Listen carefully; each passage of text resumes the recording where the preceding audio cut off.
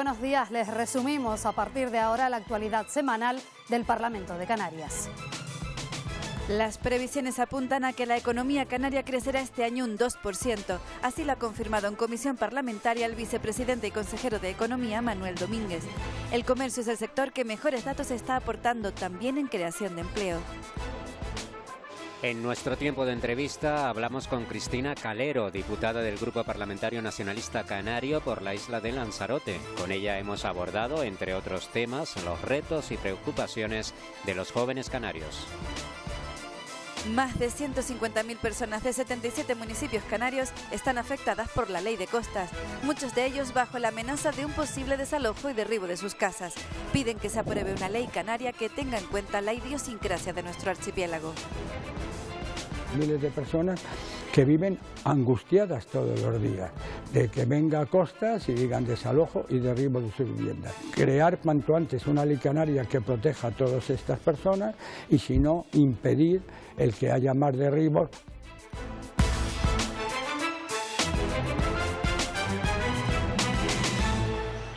Empezamos por la economía porque Canarias crecerá este 2025 un 2%. Es un dato que en principio ayudaría a la creación de empleo, así lo ha dicho el consejero de Economía, que sin embargo teme que decisiones como la subida del salario mínimo puedan lastrar la generación de puestos de trabajo. Uno de los sectores que mejores datos se está aportando en estos momentos es el comercio, a la cabeza de toda España. En Canarias casi 170.000 personas trabajan en el comercio, cuyas ventas crecieron un 5,3% el año pasado. Fue el mayor incremento de toda España debido al tirón del turismo. Vivimos un momento dulce del sector en Canarias, especialmente arrastrado por el sector turístico. Así, las ventas minoristas crecieron en 2024 un 5,3%, el mayor crecimiento a nivel nacional. La ocupación laboral subió un 4,7%. Sin embargo, 252 comercios tuvieron que cerrar por no poder hacer frente a cuestiones como el relevo generacional, el comercio electrónico y la digitalización o la concentración de la actividad en las zonas más pobladas. Factores en los que el Ejecutivo asegura que ya está trabajando para revertirlos. Canarias Destino Comercial Inteligente, para mí, lo digo con absoluta objetividad, uno de los principales proyectos, una de las principales líneas de este Gobierno, en la que estamos permitiendo a la pequeña empresa acceder a la digitalización como un proceso continuo. Y luego hemos planteado la formación. La formación es fundamental. Para este 2025 se espera que la economía canaria crezca un 2%, lo que favorecería, según el Gobierno, la creación de empleo. Sin embargo, se mira con preocupación a 2026. Las empresas de las islas están operando al máximo de sus posibilidades. En consecuencia, los empresarios prevén una desaceleración en la creación de empleo para este año 2025. Los momentos dulces pueden terminar y nos preocupa cuál pueda ser la evolución, más que en el 25, en el 26, con respecto al Producto Interior Bruto. Sin consenso, sin acuerdo, se sube el salario mínimo interprofesional. Bien, en algunas comunidades autónomas no puede ser tan grave como en Canarias, pero es que en Canarias lo es. Domínguez apuesta por una mejora de la productividad para seguir impulsando la economía. Y de economía seguimos hablando porque la SEC, la Zona Especial Canaria, generó el año pasado casi 3.300 millones de euros de facturación y 358 puestos de trabajo. Son unos datos que su presidente, Pablo Hernández, ha dado a conocer en comisión. La actividad de la SEC se centra fundamentalmente en atraer inversión a Canarias y para ello desarrollan su estrategia de promoción en países como Estados Unidos, Alemania o Francia. Por cierto que hay 11 empresas norteamericanas que están implantadas aquí. Hernández ha destacado el papel de la SEC como generadora de empleo, donde cada empresa tiene de media 13 trabajadores, mientras que en el resto de empresas de las islas la media es de 7 empleados. Ha pedido más recursos económicos y de personal. En empleo, que quizás es el indicador que yo considero más importante, pues hemos pasado de 10.236 empleos a 10.687, esos son 451 puestos de trabajo más en el año 2023. En el año 2024 se superó además la barrera psicológica de los 11.000. No sé si ahora tenemos la presión encima de llegar a los 12.000. Se crearon 358 puestos de trabajo. En la semana en la que el presidente Pedro Sánchez ha anunciado medidas para defender la calidad universitaria, hemos conocido las plazas alojativas con las que cuentan los centros públicos en Canarias. La conclusión que arrojan esos datos del Gobierno autonómico es que resulta necesario aumentar ese número de plazas. Estas son las cifras dadas en comisión. Las dos universidades canarias ofrecen casi 1.000 plazas residenciales y en colegios mayores, una cifra que oposición y Gobierno consideran insuficiente si tenemos en cuenta la situación actual de los alquileres y la cifra total de matriculados. En ambos centros, en la Universidad de La Laguna y la Universidad de Las Palmas de Gran Canaria, estudian casi 41.000 alumnos y alumnas. Que hay gente en Canarias que se está quedando sin ir a la universidad porque no tiene una plaza, porque alquilar es misión imposible. Las residencias y los colegios mayores se convierten en algo imprescindible. Por tanto, yo creo que es fundamental que haya un plan. Tenemos que intentar buscar más plazas, que es una cosa que me preocupa, que he hablado con los rectores. Son cuestiones de infraestructura y la idea es ir aumentando. Saben que las manejan directamente las universidades a través de sus fundaciones y a ver si poco a poco podemos ir aumentándola, señora diputada. Entramos ahora en nuestro tiempo de entrevista, esta semana con la diputada del Grupo Nacionalista, Cristina Calero.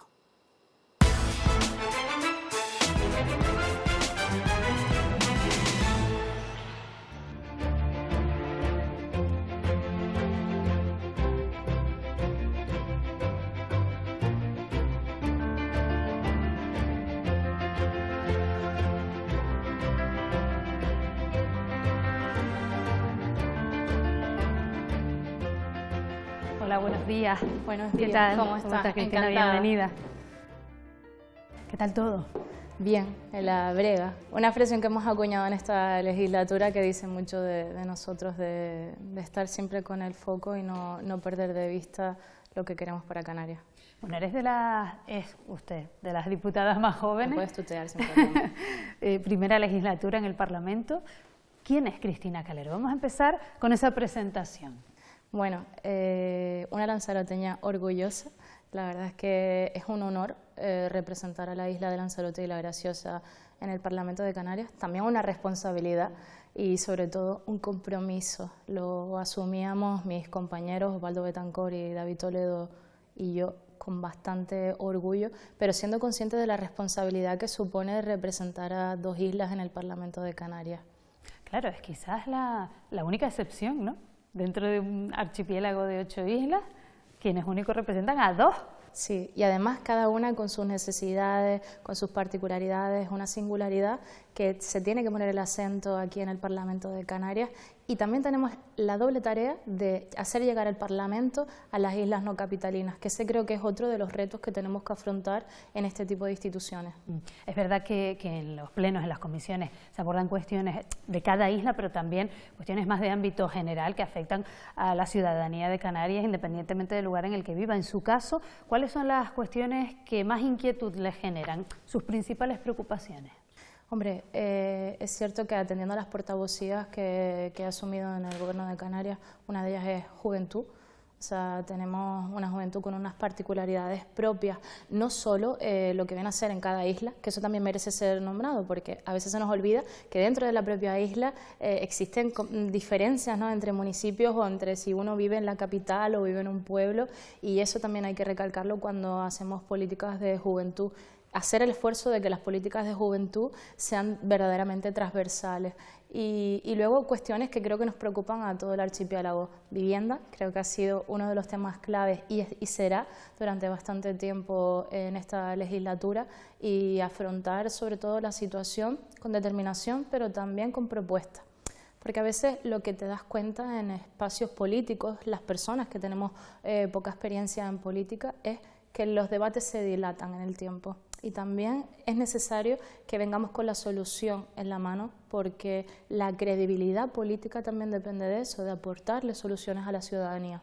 A veces pasa también que la defensa de determinadas siglas, de determinados colores, hace que aunque la solución esté por delante, pues no se llegue a ese acuerdo necesario, ¿no?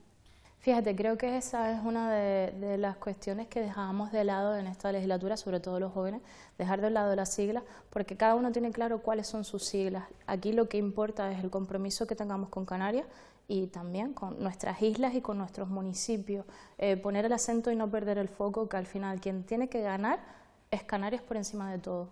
La vivienda, hablamos de que afecta a la generalidad de la ciudadanía, pero también de manera importante a los jóvenes. Son muchas las personas de menos de 30, de 35 años que dicen no me puedo ir de casa de mis padres porque no puedo aspirar a una vivienda. O si me voy, tiene que ser compartiéndola, ¿no? Esto, claro, hace 10, 15 años no era tan habitual. Uno podía cogerse un alquiler o incluso comprar una casa.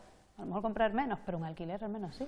Claro, y esto es vital. Es verdad que la vivienda es importante para todas las edades, pero se hace quizás más duro cuando eres joven porque tu proyecto de vida está condicionado a que tú no puedas acceder a esa vivienda, que puedas irte a vivir a otra isla por condiciones laborales, pues se hace imposible formar tu propia familia, tener un proyecto, ¿no?, vital, está completamente condicionado a que puedas acceder a esa vivienda. De ahí que hiciéramos un esfuerzo también por parte del Grupo Nacionalista en poner el acento a ese tipo de medidas, atendiendo a las particularidades de cada uno de los perfiles. Tenemos personas que por su situación de vulnerabilidad no iban a poder acceder a una vivienda, de ahí que fuese importante crear ese parque móvil de vivienda y sobre todo en consonancia con los ayuntamientos, que esto es importantísimo, ir siempre en consonancia de las instituciones insulares, poner a disposición suelo, que es otro de los problemas que nos encontrábamos en esta legislatura, que había intención, había presupuesto, pero no había suelo disponible.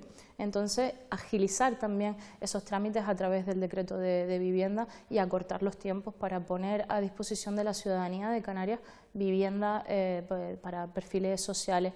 ¿Cuál es el problema de que no haya suelo? ¿Por qué? Porque si existe no está a disposición. ¿Dónde está el hándicap? Hombre, uno de los hándicaps que ha tenido siempre Canarias ha sido el planeamiento. Y quizás la mayor parte de los problemas que estemos debatiendo en nuestro día a día tenga su raíz en que ha faltado una mejora, ¿no?, de ese planeamiento, especialmente a nivel insular o a nivel municipal. De hecho, gran parte de los planes supletorios están ahora mismo en la Consejería de Política Territorial. No tener esa hoja de ruta ha significado que cuando han venido problemas, como por ejemplo el tema de la vivienda, desde una perspectiva social, claro, no hayamos tenido la suficiente agilidad también, que este es otro de los problemas, como la administración va ralentizando esos tiempos para poder poner a disposición vivienda de carácter social. ¿Qué opina usted de las zonas tensionadas? Porque es un instrumento que se ha puesto sobre la mesa para tratar de controlar, de topar los precios, sobre todo en aquellos lugares donde hay más dificultades de acceso a la vivienda, donde hay que destinar más cantidad de renta a ello. Su consejero, el consejero del área es de su partido, quiero decir, está pendiente de dar una respuesta a Las Palmas de Gran Canaria, que ha pedido ser zona tensionada. ¿Cuál es su opinión al respecto? Miren, tenemos que tener en cuenta algo, y es que el problema de la falta de vivienda es multifactorial. Y esto hay que repetirlo constantemente porque parece que simplemente no hay vivienda y entonces no podemos acceder tanto al alquiler como a compra. Hay vivienda en Canarias vacía, bastante. Lo que se tiene que crear un marco legal para que aquellos propietarios que tengan vivienda la pongan a disposición del mercado. ¿Qué pasa si se mejora la oferta? Pues, hombre, bajarían los precios. Esto es algo que se puede hacer antes de declarar una zona tensionada o no.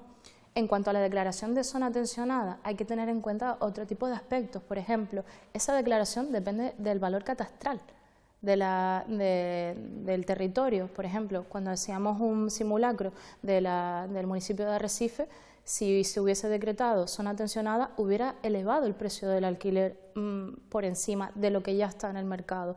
Con lo cual, no es una solución definitiva. Declarar una zona tensionada no va a solucionar el problema de vivienda por completo en todo el archipiélago, porque, como decía, es un problema multifactorial y se tienen que atender a todos los ámbitos.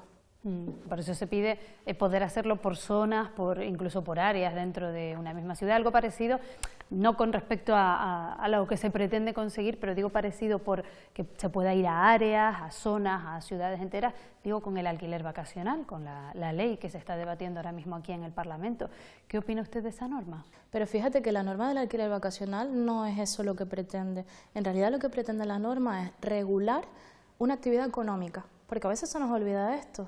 Sí, pero que en función de cada área, de cada zona, pues por ejemplo determinar qué número máximo de viviendas alquiler vacacional se puede establecer allí. Pero eso decía lo del núcleo. Claro, pero fíjate, eso también lo establece el planeamiento insular. De hecho, por ejemplo, la isla de Lanzarote, que está redactando ahora mismo tanto el Plan Especial de las Áreas como el Plan de Ordenación Insular, ahí se recoge cuántas camas turísticas tendrá la isla de Lanzarote. Es más, el propio Cabildo ha retirado del mercado camas, así se te da una licencia para un número determinado de camas, no están ejecutadas y el Cabildo tiene la potestad, como todas las instituciones insulares, de retirar esas camas y hacer decrecer ese modelo económico en el caso de que interese, porque, el territorio así lo demanda o sea un cambio de modelo económico que estemos implementando. Entonces, no necesariamente tiene que ser a través de esta ley. De hecho, esta ley lo que recoge es cómo se va a regular una actividad económica. Piensa que para poder desarrollarla tiene que estar en una zona turística. Entonces, de lo que se hablaba es qué número de viviendas vacacionales vamos a tener, cómo se va a desarrollar esa actividad económica y quien va a determinar o no ese número de viviendas vacacionales va a ser los propios ayuntamientos. De hecho, Lanzarote ha sido siempre un ejemplo, ¿no?, de aunar el fenómeno turístico o la actividad turística con el respeto al entorno, con el respeto al medio ambiente. Es como una de las islas mejor conservadas en ese sentido, ¿no? ¿Todavía es así? ¿Todavía es posible esa convivencia? ¿O en su opinión se debería empezar a poner cierto límite, por ejemplo, a la llegada de turistas, al crecimiento poblacional? ¿Cómo lo ve usted? Fíjense, creo que esa es una de las premisas que ya se está trabajando. Por ejemplo, ¿qué perfil de turista nos visita en Canarias? ¿Nos interesa cualquier perfil de turista? No. Nos interesa un perfil de turista que ejecute mayor gasto en destino y que además sea consciente de qué territorio está visitando. Esa es una de las cuestiones que abordábamos, por ejemplo, con la consejera de Turismo. Hacer una campaña, al igual que se promociona las islas como destino atractivo, también promocionar que somos un lugar singular que merece ser cuidado. Y esto es importantísimo porque si te fijas, salían noticias a la palestra de turistas que hacían atentados medioambientales. No es la mayoría. Y esto también conviene no hacer demagogia con este tipo de temas. No son la mayoría, pero sí hay que poner el foco y que uno sea consciente que cuando visita un territorio como Canarias, está visitando un lugar con parques nacionales, parques naturales, reservas marinas. Entonces, esto también hay que ponerlo en valor como parte de nuestra particularidad y, sobre todo, como un valor que hay que cuidar. ¿Qué otras cuestiones, aparte de, por ejemplo, la vivienda que mencionaba usted, qué otras cuestiones cree que serían de resolución inmediata, que necesitarían que se pusieran todas las herramientas sobre la mesa dedicadas a los jóvenes, me refiero? Hombre, una de las cuestiones que abordábamos en esta legislatura y que parecía que iba a ser una noticia que pasara sin trascendencia, ¿no?, era el Pacto de la Movilidad Juvenil, llevado a cabo por la Dirección General de Juventud, y quizás los que somos de islas no capitalinas lo notamos más, porque cada vez que tenemos que desplazarnos, incluso hasta el médico, ¿no?, que había ocasiones en las que una persona de una isla no capitalina se tenía que desplazar para una consulta médica, y muchos canarios y canarias que nos estén escuchando sabrán de lo que le hablo. Nosotros utilizamos el avión, cogemos el avión como si fuera una guagua, para venir a estudiar, para venir a trabajar, como decía antes, también necesitábamos ese avión. Entonces, ese pacto ha supuesto que los jóvenes tengamos un descuento en movilidad con las compañías aéreas dentro de Canarias y más de 4.000 jóvenes se han beneficiado. Entonces, oye, es un paso importante y esto pone de manifiesto la necesidad que tenemos los canarios de que se siga bonificando los transportes porque nuestro día a día depende de ello. Si hablamos de futuro, de los que hoy son jóvenes, que mañana, bueno, pues estarán trabajando, de los que hoy son estudiantes, que mañana estarán trabajando y serán pues nuestro futuro, hay un debate también sobre la mesa y le pregunto, pues como docente, incluso como profesional de la enseñanza, hay un debate que es el uso de las tablets en las aulas. Hay comunidades autónomas que ya están dando marcha atrás, por lo menos poniendo límites a la utilización. Me gustaría conocer su opinión e incluso como profesional que se dedica a esto. ¿Qué experiencia ha tenido usted y qué opina? ¿Qué se debería hacer? Hombre, creo que todo aquello que no utilicemos en equilibrio no va a ser perjudicial. Entonces tenemos que aceptar que la tecnología está ahí, que si no nos quedaríamos atrás, pero sí es cierto que se tiene que dosificar. Lo que no podemos estar es con un debate sobre la salud mental haciendo caso omiso precisamente de qué perjuicio tiene la tecnología en cuanto a nuestra salud mental, en cuanto a nuestro día a día, porque no somos conscientes cuántas horas utilizamos los dispositivos. Nosotros que somos adultos, imaginémonos los niños y niñas o los adolescentes, ¿no?, en cuanto al uso de ese tipo de dispositivos. Entonces, intentar practicar ese uso consciente más restringido me parece bastante positivo, porque está claro que los beneficios se verán a la larga. Todavía no sabemos de qué modo están afectando, por ejemplo, al desarrollo cognitivo, que este es otro aspecto que tampoco se ha abordado. Entonces, más vale prevenir que curar, ¿no?, como decía el otro, y sobre todo por intentar tomar conciencia de que la cultura en papel también merece ser una apuesta decidida, no necesariamente a través de las tablets. O sea, que invitaría, por ejemplo, al consejero a replantearse el planteamiento que hay ahora mismo, por ejemplo, imitar lo que hacen otras comunidades autónomas. La Consejería sí que ha manifestado el hecho de intentar limitar el uso de móviles, ahora está planteándose lo del uso de las tablets y creo que es algo que, pase lo que pase, lo tiene que hacer en consonancia con todo el sector educativo, porque a veces se nos olvida que las familias también forman parte del sector educativo, no solamente los docentes y también el propio alumnado. Por ejemplo, oye, retomar los libros en papel a mí no me parece mala idea, pero creo que se tiene que hacer con un equilibrio, porque como decía, la tecnología forma parte de nuestra vida laboral. No podemos pretender que los jóvenes entren directamente en el mercado laboral sin haber tenido ese contacto con la tecnología en los centros educativos. Entonces, habrá que conjugar un equilibrio para que se haga un uso responsable de los dispositivos. Y con respecto a los móviles, ¿abogaría usted por poner una edad mínima de uso del móvil? Pues mira, creo que tampoco sería mala idea. Sé que alguno de mis alumnos que me escuche no estará de acuerdo con esta premisa, pero sí es cierto que quizás cuando retrasemos un poquito más el acceso a, sobre todo a determinadas edades del acceso al móvil, va a ser beneficioso. Más que nada porque estamos en edades complicadas, en las que uno se está construyendo a sí mismo, a su autoestima, está determinando su propia personalidad. Y quizás cuando estamos expuestos a las redes sociales, en las que tenemos un gran influjo de publicidad, de estereotipos sesgados, por mucho que intentemos cuidar a nuestros jóvenes, ellos van a acceder a ese tipo de información. Entonces, oye, ¿por qué no retrasarlo un poco más y que por lo menos cuando hagamos uso de esos dispositivos estemos en una edad más madura, sobre todo para tener ese pensamiento crítico, ¿no?, y saber distinguir qué información es veraz o qué información nos puede hacer daño o no. Estamos quedándonos sin tiempo, pero no me gustaría dejar de preguntarle, estamos hablando de niños, de niñas, de menores en definitiva, y estamos ahora mismo inmersos en ese debate acerca de qué va a pasar con los menores migrantes de los que se está haciendo cargo la comunidad autónoma, esos casi 6.000 menores no acompañados. Las comunidades autónomas han dicho, muchas de ellas, que están sobreocupadas, que existe una saturación en sus centros, que no pueden hacerse cargo pues, de lo que está pidiendo Canarias, ¿no? ¿Cree que se va a llegar a un consenso, un acuerdo que va a ser posible esa vía de distribuir a los menores por otras comunidades? Hombre, por el bien de Canarias sí, porque fíjate que se está cumpliendo todo lo que el presidente Fernando Clavijo vaticinaba.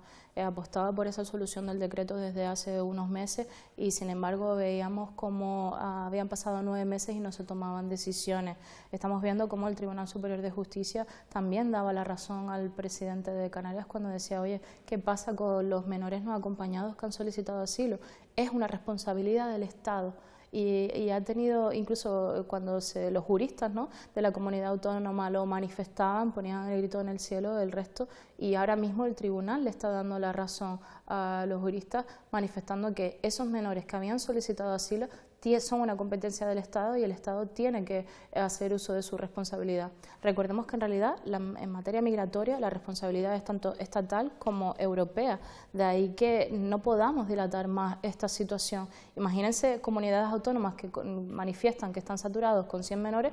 ¿Cuál es el caso de Canarias? Que ahora mismo tenemos casi 6.000. ¿Nosotros no estamos saturados? Obviamente sí, y sobre todo el derecho a la infancia tiene que prevalecer por encima de todo.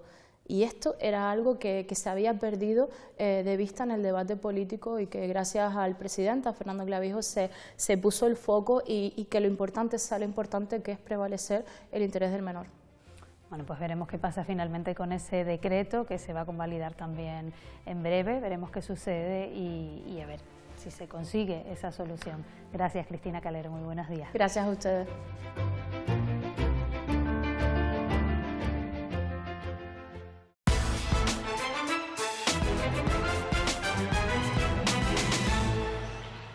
La comisión que investiga la compra de material sanitario encara su recta final. Quien fuera consejera de Sanidad al comienzo de la pandemia ha calificado su cese como injusto y ha dicho sentirse sola en algunas decisiones. Su sucesor en el cargo consideró que los datos en las islas fueron mejores, dijo, porque había suficiente material de protección.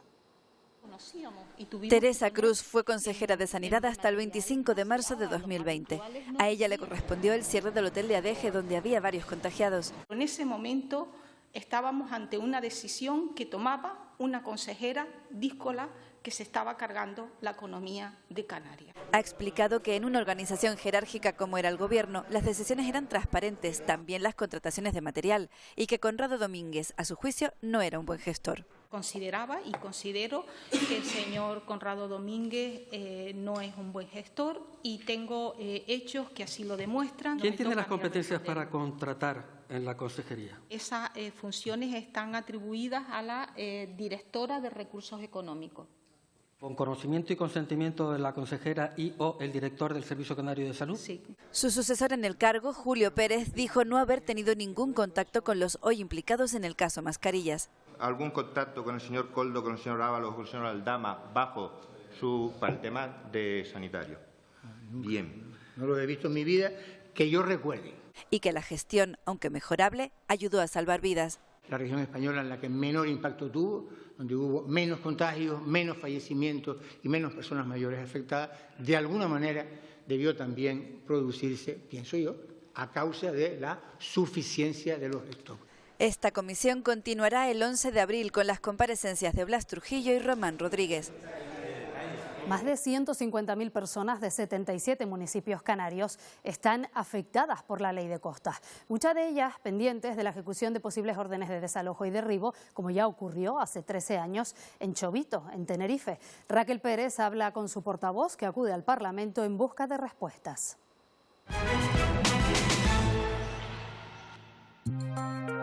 Decenas de barrios del litoral de Canarias están bajo la lupa de la ley de costas. Sus edificaciones están consideradas ilegales porque ocupan el dominio público marítimo terrestre. Hay activas numerosas órdenes de desalojo y derribo que los afectados tratan de revertir. Desde 2018, Canarias tiene las competencias en materia de costas, pero se trata de una ley de ámbito estatal. Para hablar de todo ello, viene hoy al Parlamento en busca de respuestas José Luis Langa. José Luis lleva 4 décadas ejerciendo como abogado y desde hace más de 20 años trabaja defendiendo a vecinos que pueden perder sus casas por la aplicación de la ley de costas. Buenos días, José Luis. Bienvenido al Parlamento. Vale, muchas gracias. Cuénteme, ¿cuáles son las demandas de los afectados por la ley de costas aquí en Canarias?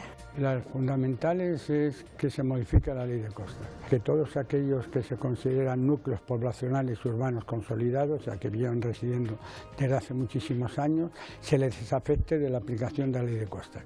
Estamos regidos por una ley de costas del año 88. Además, es una ley creada linealmente para toda España y Canarias tiene una idiosincrasia muy diferente al resto del Estado. En este caso, nuestros núcleos costeros suelen ser núcleos históricos, núcleos que tienen un patrimonio y que lógicamente hay que estudiar para que la ley permita que este tipo de instalaciones patrimoniales y etnográficas puedan sobrevivir. Lo ideal es que haya una ley canaria, que sea una ley en donde se tenga en cuenta la idiosincrasia de Canarias. El derribar y desalojar a todas aquellas viviendas que llevan siglos viviéndose en ellas significaría el cargarnos el espíritu de Canarias. Estamos en la redacción de una ley canaria, pero siempre con el hándicap de que tenemos unas reglas del juego marcadas por la ley de costas del año 88, una ley con una visión distinta a una visión simplemente jurídica, sino además con aportaciones medioambientales, patrimoniales, etnográficas, que puede hacer que sirva de base para la protección de esos núcleos.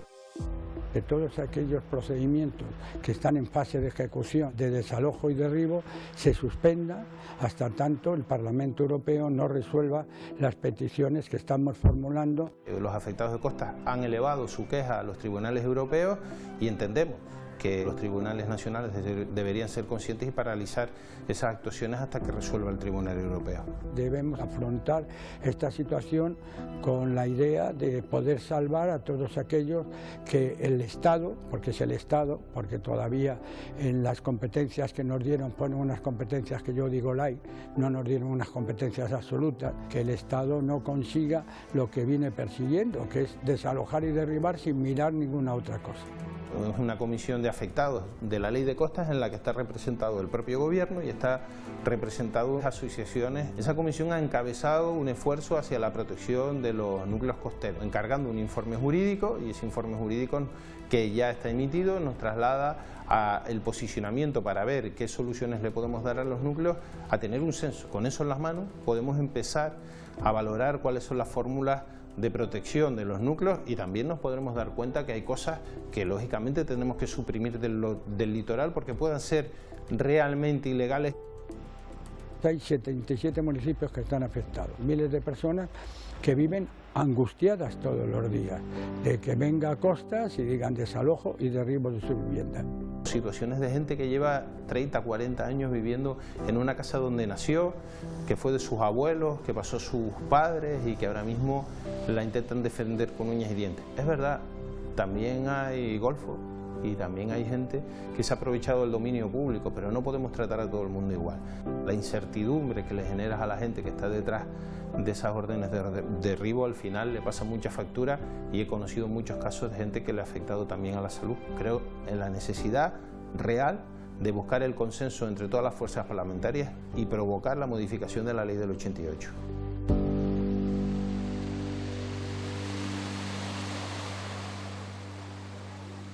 Pues no nos alejamos del territorio porque los cabildos apoyan el decreto ley del Gobierno autonómico que modifica la normativa vigente para facilitar el uso residencial de viviendas ubicadas en suelo turístico. Así lo confirmaron durante la Comisión General de Cabildos, aunque advierten de la necesidad de introducir matices para dar claridad y garantizar la seguridad jurídica.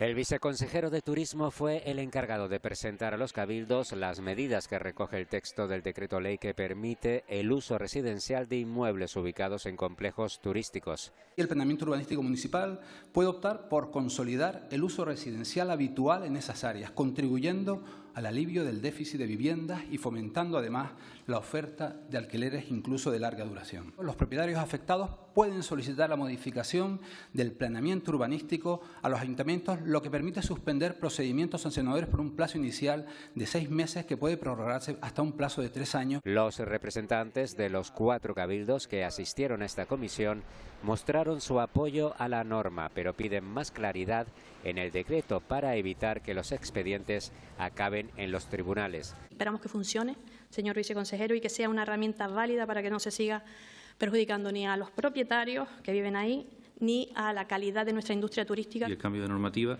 trata de que no se continúe con una dinámica sancionadora que ha sido conflictiva y contraproducente para muchos municipios de las Islas Canarias.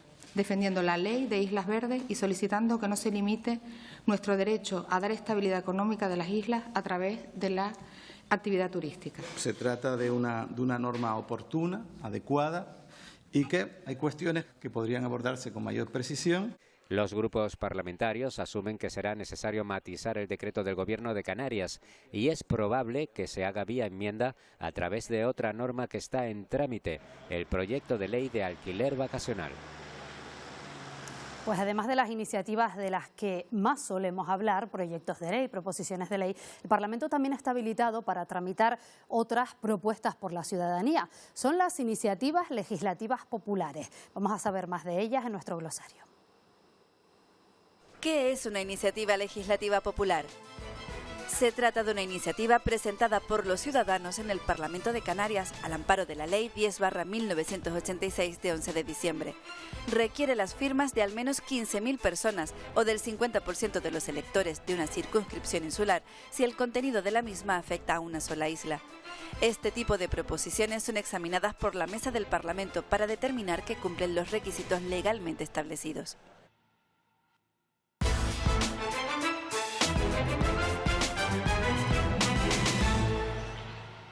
El Gobierno ha invertido más de 2 millones de euros para poner en marcha una infraestructura pública de teleasistencia de carácter regional que atenderá a mayores y personas dependientes en sus domicilios. Además, se destinarán otros 70 millones a la creación de nuevas plazas sociosanitarias. Así lo ha confirmado la consejera del área, Candelaria Delgado, en la Comisión de Derechos Sociales.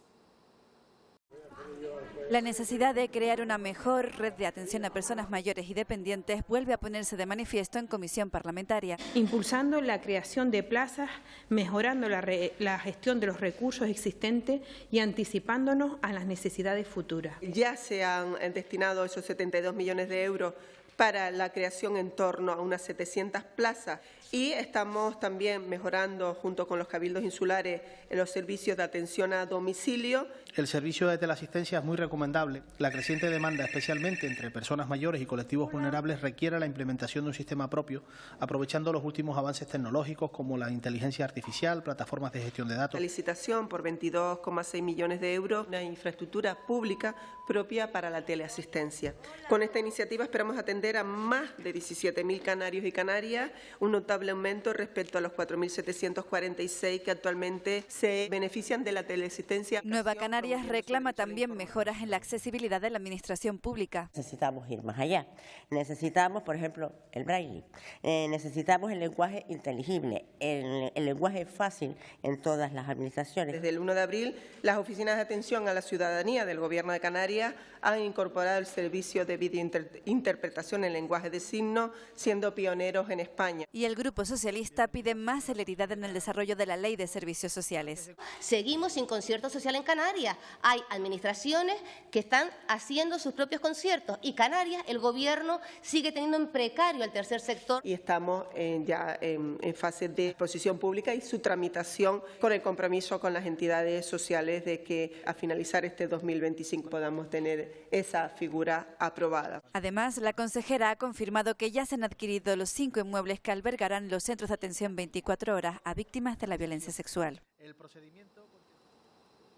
Y esta ha sido una semana clave para la declaración de la renta que este año están obligados a realizar 25 millones de contribuyentes en todo el país. Hacienda ha habilitado varios canales para realizar este trámite que puede resultar complejo si se realiza sin ayuda. En La Calle Opina les hemos preguntado a ustedes cómo creen que les irá este año en su declaración.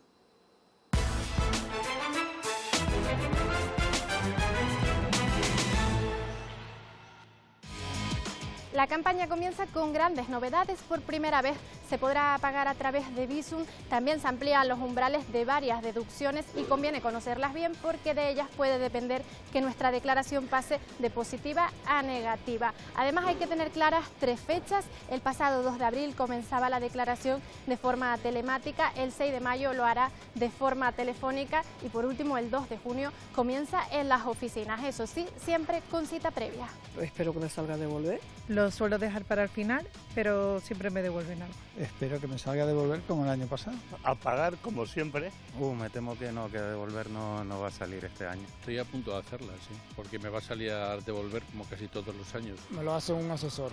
La declaración de la renta no me atrevo a hacerla yo solo. Que si dinerito es para las vacaciones. Intentar ahorrarlo siempre, sí. Hay que pagar impuestos para que tengamos también bienestar y también intentar bajar para casita. Y en caso de dudas conviene consultar con un asesor. Hasta el 30 de junio tendrán de plazo para declarar. Y esta semana se ha conmemorado el Día Mundial de la Concienciación sobre el Autismo y el Parlamento ha querido sumarse a esa fecha iluminando su fachada de color azul.